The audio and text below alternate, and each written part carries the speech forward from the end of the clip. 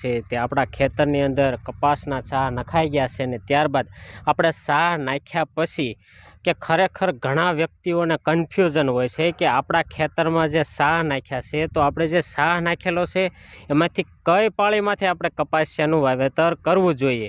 તો દર્શક મિત્રો, એના વિશે આજે આપણે માહિતી આપવાના છીએ। તો કે આપણા ખેડૂત મિત્રોને ખરેખર ઘણી વખત કન્ફ્યુઝન થતું હોય છે, તો કન્ફ્યુઝન દૂર કરવા માટે આ વિડીયોના માધ્યમથી આપણા ખેડૂત મિત્રોને માહિતી આપીશું, અને આપણે આ વ્લોગની અંદર કન્ટિન્યુ રહીશું। તો દર્શક મિત્રો, ચાલો હવે આપણે જે મેન પોઈન્ટ ઉપર જઈએ અને આપણા ખેડૂત મિત્રોને અને આપણા દર્શક મિત્રોને સમજાવીએ।